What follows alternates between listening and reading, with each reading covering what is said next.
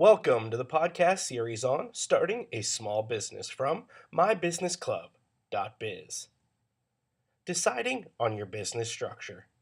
Welcome again to our series of podcasts on starting a small business. I hope you found the previous podcasts informative. Today we will be discussing your business structure. It could be a sole proprietorship, an incorporated business, a partnership, or a joint venture. There are risks/rewards for each of these types of businesses and areas of strength and weakness.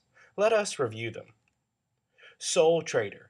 Being a sole trader is the simplest way to run a business. It does not involve paying any registration fees, keeping records and accounts. It is straightforward, and you get to keep all the profits. However, you are personally liable for any debts that your business runs up, which makes this a risky option. Not the optimal model, most would argue, although it provides great tax deduction potential at tax time each year for legitimate business expenses and such deductions. Partnership. In a partnership, two or more people share the risks, costs, and responsibilities of being in business. Each partner is self-employed and takes a share of the profits. Usually, each partner shares in the decision-making and is personally responsible for any debts that the business runs up. Unlike a limited company, a partnership has no legal existence, distinct from the partners themselves. If one of the partners resigns, dies, or goes bankrupt, the partnership must be dissolved, although the business can still continue.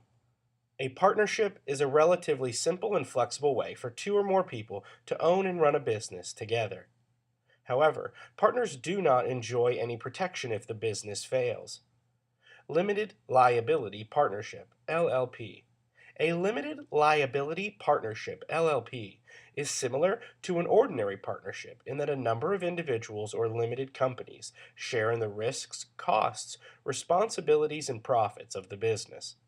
The difference is that liability is limited to the amount of money they have invested in the business and to any personal guarantees they have given to raise finance. This means that members have some protection if the business runs into trouble. Limited liability companies. Limited companies exist in their own right. This means the company's finances are separate from the personal finances of their owners. Shareholders may be individuals or other companies. They are not responsible for the company's debts unless they have given guarantees, of a bank loan, for example. However, they may lose the money they have invested in the company if it fails.